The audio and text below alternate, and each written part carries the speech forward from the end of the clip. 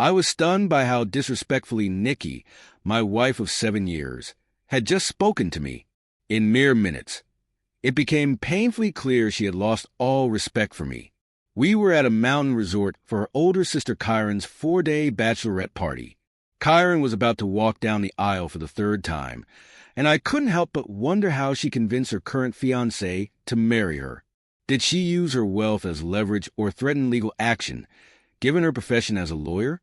I assumed she made him sign a strict prenuptial agreement, one that could lead to serious consequences if the marriage fell apart. The day before, on Wednesday, we decided to use the resort's public hot tubs. Kyron joked about encountering naked men in the jacuzzi, but I didn't take her seriously until I saw for myself. The local hot tubs had no clothing requirements, and when we settled into the water, I realized the 5 men across from us were indeed naked.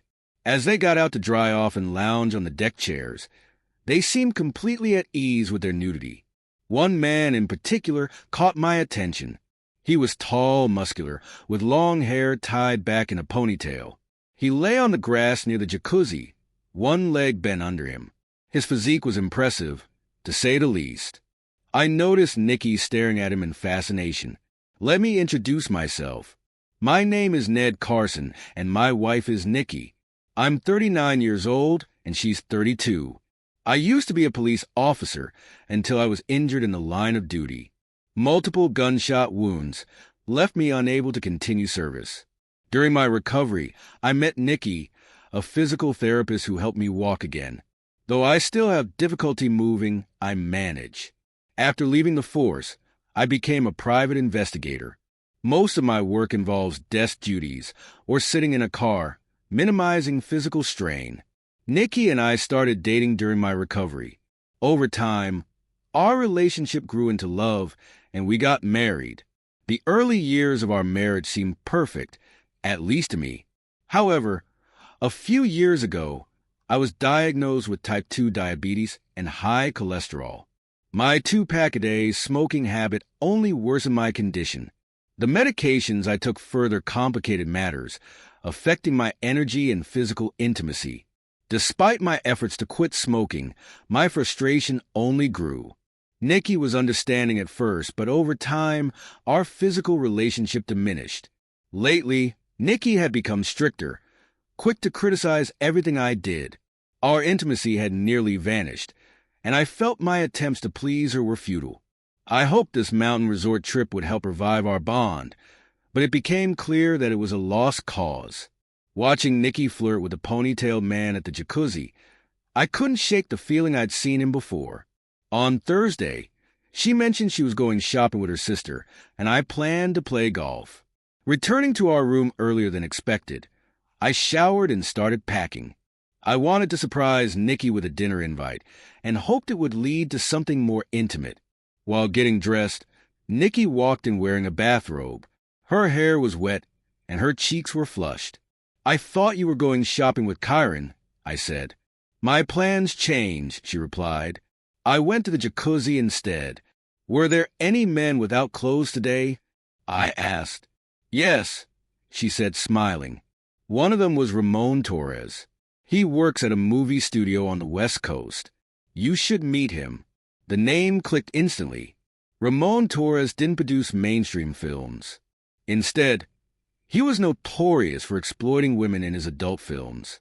"So, you spent time with Ramon?" I asked. "Yes," she admitted with a mischievous smile. "And a few of his friends, too."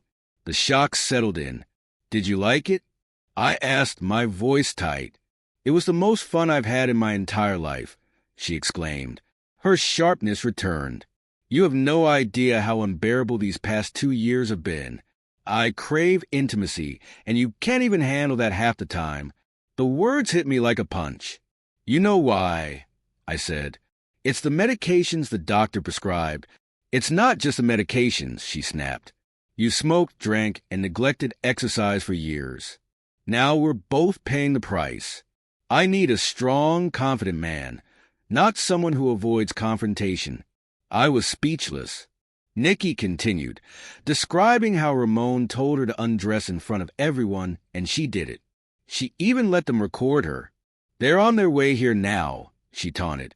"They'll make love to me while you watch." I stood up, packed my suitcase, and said, "If you have any common sense, you'll leave too. But our relationship is over. Goodbye." As I left, I passed Ramon in the hallway. I tossed him my wedding ring and said, "She's all yours." "Nick," I assured him, "yes, I know. And that's why I'm warning you not to get into trouble." He replied, "Talk to your boss so he can find someone to look after your wife and Ramon. I want you to have no part in this. Do you understand? Stay as far away as possible." "Yes, I get it," I replied. After finishing the call, I immediately dialed the number of my boss, Paul Drake. "Hi, Ned. I thought you and your beautiful wife were in the mountains," he greeted. "What's going on? Is everything okay?" "No, Paul, it's not like that," I replied, then explained everything to him. "Damn it," he exclaimed when I finished. "I'm very sorry to hear about this. It might be useful to send someone to monitor the situation." "Yes, it would be useful," I replied, "but it has to be someone Nikki doesn't know." He assured me that he had everything under control, mentioning his experience in dealing with such issues. "Follow Nick's advice and refrain from participating for your own safety," he warned. "I'll ask someone to come quickly." "Thank you, Paul. I am grateful for your help," I said before ending the conversation. After that, I went to the bank to separate our accounts, split expenses, and deactivate her credit card. I considered canceling her ATM card but decided not to, as it would allow me to monitor her expenses. I did, however, reduce the daily limit on the card. Then I went to another bank and opened a new account in my name only. Before heading home, I stopped at a diner to have a pastrami sandwich.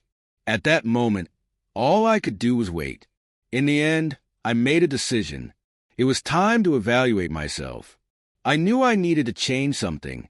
When I stood on the bathroom scales, I saw that I weighed more than I should. Looking at myself in the mirror, I noticed that while I still had a decent figure, I had gained some extra fat. The muscles I used to have when I wore a uniform had become flabby. It wasn't a surprise that Nikki didn't want to be intimate with me anymore. To be honest, I wouldn't want to be with someone in my current state either. I remembered how the doctor had advised me that it would be easier to manage diabetes if I reduced my weight. He had even provided me with a nutrition guide, but I had ignored it, thinking I was too young to worry about such things. Since then, my perspective had changed. Perhaps Nikki was right about something. I let myself get to this point, but I couldn't help feeling upset about her actions. If she truly cared, wouldn't she have addressed it earlier? Determined to change, I picked up the phone book and a pack of cigarettes and went out onto the back porch to search for gyms. After finding a couple of options, I decided to visit them. Just as I was about to leave, the phone rang. Not recognizing the number, I answered. "Carson." A female voice replied, "Ned, where are you?" It was Kyron, Nikki's sister. Her call took me by surprise, as we hadn't talked much before. "Nikki said you left last night," she continued. "Yes, I left," I confirmed. "May I ask why?" she asked. "We were just wondering what happened." Nikki looked like she was being seriously bullied and was taken aback. "She mentioned that you had a fight before you left. Could you clarify what happened? Maybe you should talk to her about it," I suggested. "Are you all right?" she asked. "Not really," I admitted. "Did you know that Ramon Torres and his team are at the resort?" She confirmed, "Yes, I did. I also asked them for a film crew." "Why did you do that?" I asked. "You know what he does, don't you?" "Yes, I know," she said. "He was highly recommended to me." "Did Nikki know too?" I asked. "Yes, she knew," Kyron confirmed. "To be honest, I was a little surprised when you showed up. It was supposed to be just girly fun, you know. But I thought, if you two like this whole hot wife and cuckold thing, then it's none of my business." "So, she was going to cheat on me?" I asked. "Yes," she replied. "Why are you asking this? Were there any problems?" "Nothing I can't handle," I replied, holding back my emotions. "Do you want Nikki to contact you?" she asked. "No need," I replied. "Okay," she nodded. "Just let her enjoy it, okay? I know she still cares about you. It's just a physical connection. It's not like that. It's a heartless betrayal that you contributed to," I replied. "Please stop being stubborn," she said. "It's just a weekend. You'll be back for her on Sunday, won't you?" I shook my head. "She can come back on her own, but she won't be welcome." Kyron flinched at my words, but I remained indifferent. To hell with them all, I thought. "Goodbye, Kyron," I said, ending the conversation. Nikki had set it up from the beginning, and I guessed right. Furious, I fought the urge to lash out and chose a healthier outlet. I went to the gym and vented my irritation on a punching bag, imagining Nikki and Ramon's faces with every punch. Exhausted, I finally gave up and went to the shower. As I was getting dressed, a man approached me. "Are you okay?" he asked. "Not really, but thanks for asking," I replied curtly. "I saw you on the punching bag," he remarked. "I was worried you might get hurt. Do you want to talk about it?" I was stunned. I sat down in an armchair and gathered my thoughts.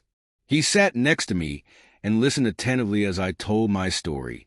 "I'm very sorry to hear that," he said. "You can call me Ned," I said. "All right, Ned," he replied. "If you want to get back in shape, I can help you. I think you need more than just a weight loss plan. If you're interested, I can offer you an excellent consultant." I thought about his words for a moment. "You know what? You're right," I admitted. He grinned and handed me a business card. "Rose Carlson Consultant. Call her," he advised. "She's really good, especially in situations like yours." "Yes, I will," I replied.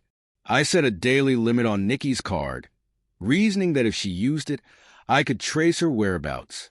Based on her last transaction, I assumed she left with Ramon and his group. But where were they headed? Opening a new browser tab, I searched for flights departing from the airport.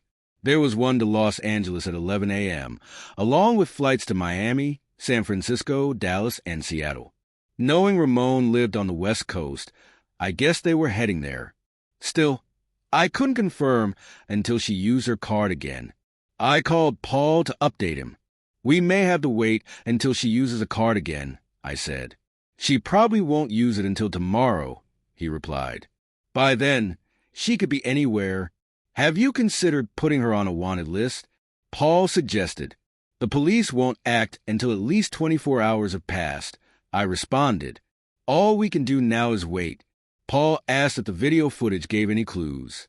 "Maybe," he added, "but we'd have to go through everything line by line. Are you up for solving this mystery?" "I need to do something," I said. "There must be a clue pointing to her location." "Come over," he suggested. "We can start going through it together. But I have to warn you, the content is unpleasant." "I don't mind," I replied. "I need to find out where she went and if she's coming back." "All right, then," he insisted. After finishing the conversation, I hurried to Paul's house. Upon arrival, Donna, his wife, met me at the door. "Do you want something to drink, Ned? Coffee or maybe a beer?" she asked. "I need to collect my thoughts," I replied. "Coffee's fine, thanks." "Okay," she nodded. "Paul is in his office, so go straight there." When I entered Paul's home office, I saw him sorting through a huge pile of papers. He looked up, greeted me, and handed me a stack to review. I sat down and studied the contents. It wasn't pleasant. Most of the material contained explicit requests from Nikki for more intense intimacy, coupled with crude comments from Ramon and his associates about her physical characteristics. The transcript was disgusting and immature, filled with insults directed at me. "It's a pity your weak husband couldn't stay," Ramon remarked. "Well, that's his loss," Nikki replied confidently. "He gave me his ring when he left," Ramon informed her. "You're all mine now." Laughter filled the room. "Maybe I'll just sell it, like in the good old days," Nikki joked. At that moment, I wondered what had attracted me to her in the first place. As we were combing through the transcripts for clues, Paul suddenly exclaimed, "Stop. I think I found something." "What is it?" I asked, intrigued. "It was late on Saturday evening, around 11:45, he explained. "Take a look at this and tell me what you think." I took the transcript from him and began reading a few lines above the point he'd highlighted to understand the context. "God, boss, she's the best thing we've had in a while," one of Ramon's henchmen remarked. "We can make a lot of money out of it." "Do you really think so?" Ramon asked. "Oh, of course," another accomplice agreed. "What do you say?" Ramon asked. "Are you ready to earn serious money?" "I'm not some fallen woman," Nikki replied with a laugh. "No, baby. I mean movies and online videos," Ramon said. "You have an amazing body and a beautiful face. Just keep doing what you're doing in front of the camera. You have a natural talent. I'm thinking of some new ideas for cuckold and abusive videos, and you're perfect for them. When can I start?" Nikki asked eagerly. "We can leave right after the party if you're ready," Ramon said. "I'll provide you with a luxury apartment in Los Angeles, where you will work only for me. I'll take a portion of the earnings, but the potential to earn a significant amount of money by creating videos is huge." "Can I have some more of what you gave me earlier?" she asked. "Of course, baby. Whatever you want," Ramon replied. "So, I can make love without restrictions and get paid for it?" she asked. "And will I be able to publicly shame losers like Ned?" "Absolutely," Ramon confirmed. "You can rely on me," Nikki assured him. "What about your husband?" one of the guys asked. "Forget about him. He's already in the past," she replied. "He'll never see me again." "We're leaving tomorrow morning," Ramon said. "We leave at 9 o'clock sharp. Let's go to the airport and fly west." "Of course," she confirmed. I handed the transcript back to Paul. "Do we have a video recording of this?" I asked. "Yes," he said. "I'll grab the disc." He inserted it into the computer and navigated to the timestamp in the footage. Before pressing play, he looked at me. "Are you ready for this?" he asked. "Let's just get this over with," I replied. The video started with footage shot through the window of my room. Nikki lay on the bed unclothed, while Ramon stood beside her. His accomplices surrounded them, one holding a camera. On a tray nearby were portions of what appeared to be banned substances. Judging by Nikki's behavior, she was clearly under the influence. I scanned the footage for Kirsten, but found no sign of her. I couldn't watch any longer. "Turn it off, Paul," I said, disgusted. He complied and turned to me. "Well, it looks like she participates voluntarily, even though she's under the influence of banned substances." "There's no evidence of abduction," I said. "It's unlikely Kirsten knows anything, and even if she does, she probably won't divulge it." Paul offered to use his contacts in Los Angeles to locate Nikki. "Just let me know as soon as you find her," I said. "I want to personally hand over the divorce documents." "That's not a good idea," Paul countered. "It could make things worse."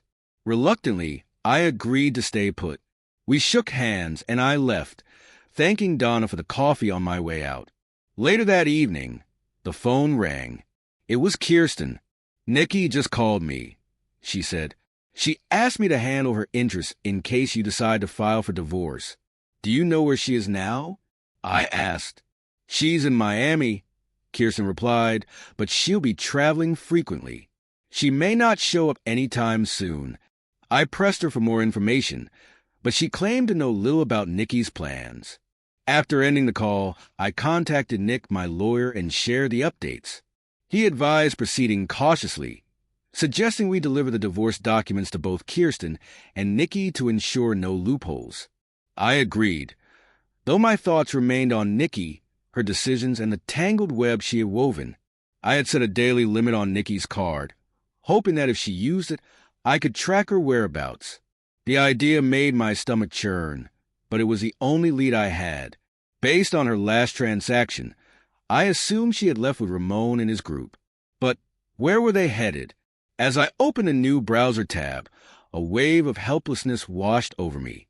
I searched for flights departing from the airport. There was one to Los Angeles at 11 a.m., alongside flights to Miami, San Francisco, Dallas, and Seattle. Knowing Ramon lived on the West Coast, I guessed they were heading there. My hands trembled as I stared at the screen, but no guess was enough to ease the gnawing uncertainty. Not until she used the card again. I dialed Paul's number, frustration tightening my throat.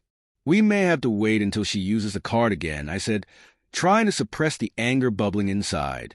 "She probably won't use it until tomorrow," Paul replied calmly.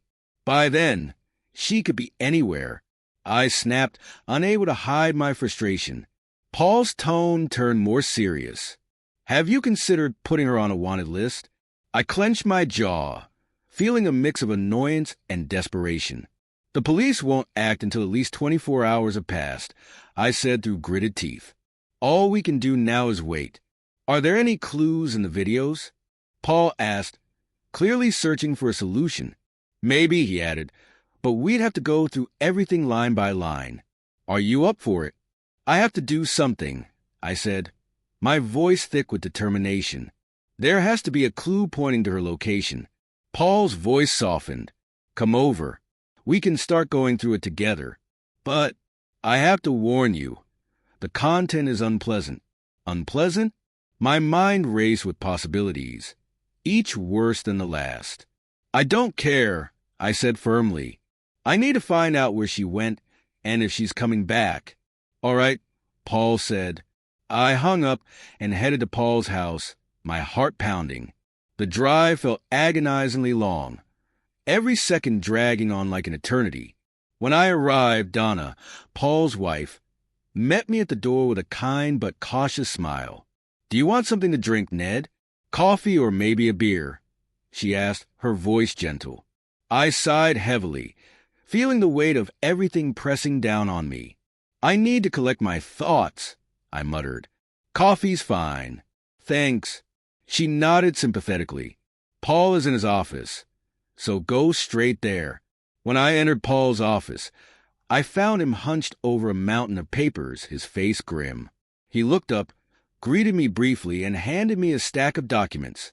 I sat down and began reading, my chest tightening with every line. The transcripts were worse than I had imagined. Explicit, crude, full of vile remarks about Nikki, about me.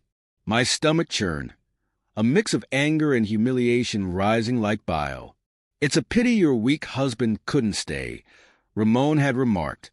"Well, that's his loss," Nikki replied with a smug confidence that made my blood boil. "He gave me his ring when he left," Ramon informed her. "You're all mine now." Their laughter echoed in my head as I read the words. My hands shook with fury. What kind of person had she become? What kind of person had I been blinded by? Paul's voice cut through my thoughts. "Stop," he exclaimed, jolting me out of my spiraling emotions. "What is it?" I asked, my voice sharp with urgency. "It's late Saturday evening, around 11:45, he said, pointing to a line in the transcript. "Take a look at this." I grabbed the document and scanned the lines above the point he indicated, my pulse quickening. "God, boss, she's the best thing we've had in a while," one of Ramon's henchmen had said. "We can make a lot of money out of it." Ramon's reply made my skin crawl. "You have an amazing body and a beautiful face," he'd said to Nikki. "Just keep doing what you're doing in front of the camera. You're perfect for this. When can I start?" Nikki had asked eagerly. "We leave tomorrow morning," Ramon had replied. "We leave at 9 o'clock sharp.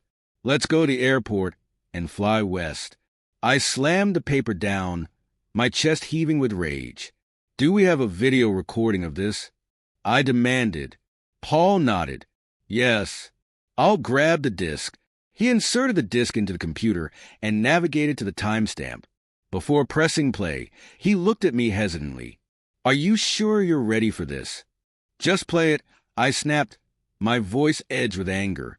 "Nikki," I began, my voice thick with emotion, "there was a time when I would have done anything for you. I loved you with all my heart. I dreamed of growing old with you, side by side. but your actions made that impossible. After seeing some of your work on the internet, it became clear to me that you planned this from the very beginning. But I won't let it happen. Don't ask about any possibility of friendship. Friends don't betray each other like this, and forgiveness is not something I can offer. I just hope that one day, before it's too late, you'll realize the wrong you've done. Goodbye, Nikki. I left the scene, the camera capturing the destruction of everything she had once treasured in our home. After Nikki, life resumed its course. I started anew, redecorating my house, eliminating every reminder of my ex-wife. I kept attending classes with Rose and working out at the gym 3 times a week. I stuck to the meal plan we developed together and even gave up smoking, tossing all my cigarettes into the trash. Months passed, and when I stepped on the scales, I saw a much lighter version of myself. There was still more to be done, but I could feel the improvement in myself that I hadn't felt in years. The only thing missing was female companionship, and then unexpectedly it happened. While shopping for groceries at the local market, I bumped into her. It was my mistake. I wasn't paying attention. I apologized sincerely and was met with the most charming smile I'd ever seen. In that instant, I was completely captivated and, for a brief moment, forgot how to breathe. After introducing myself, I noticed she wasn't wearing any rings. She accepted my apology graciously and introduced herself as Brenda Wilkins. We started talking, and to my surprise, I found myself inviting her to dinner. She agreed. Over the course of the evening, I learned that Brenda was a widowed doctor who had tragically lost her husband and young son in a car accident years ago during a camping trip. I shared my story of divorce with Nikki, and we spoke openly about our pasts. I mentioned my diabetes and the challenges it brought, including the medications I was on. Brenda nodded in understanding and shared that she had encountered similar situations. She suggested that I bring all my medications to her office so we could work on a solution together. I agreed, and we set an appointment. When I arrived with all my medications, Brenda was surprised by the quantity. After a blood test, she recommended making some adjustments, which, as I soon noticed, had a positive effect on my well-being. As she explained, a big part of it was improving my diet, staying active, and quitting smoking. When we first found ourselves in the same bed, I felt like a completely different person. It had been more than 2 years since I'd felt truly satisfied. The next morning, looking at Brenda's beautiful face, I realized I couldn't let this happiness slip away. I proposed marriage, and she showered me with kisses.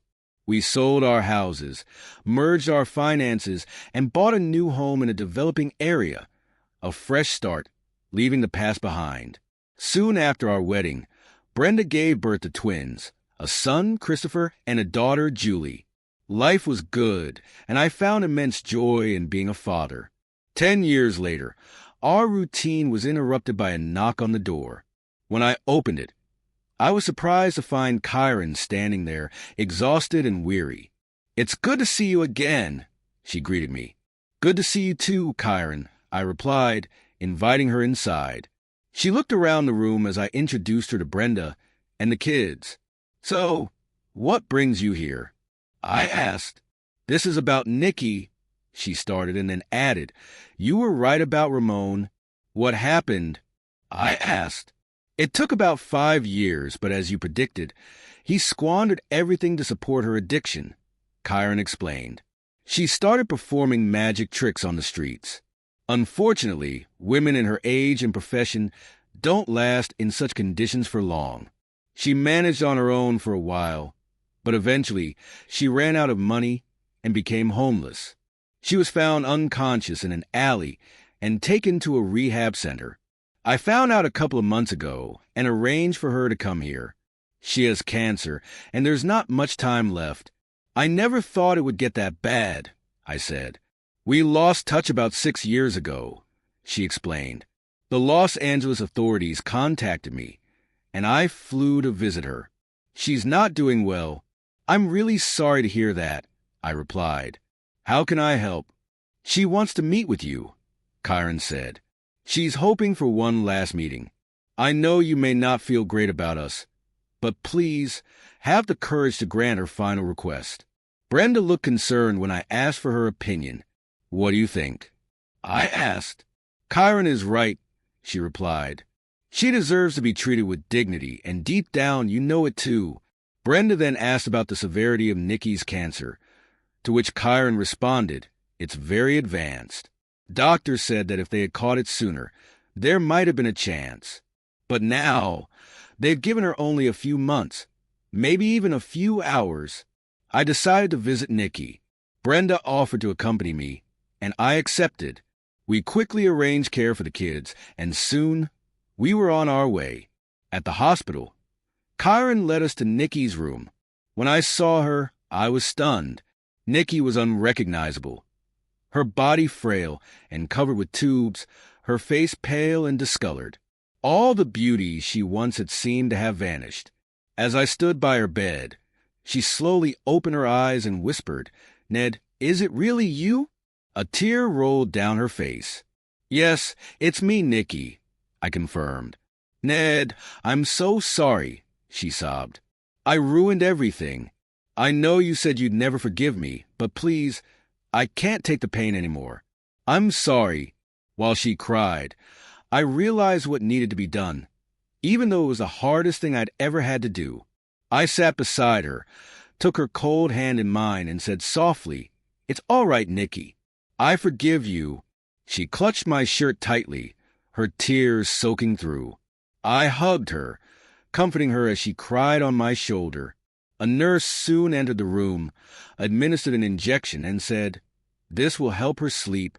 As the nurse left, I noticed Nikki drifting off, her head resting gently on the pillow. "Thank you for being here," Kyron whispered.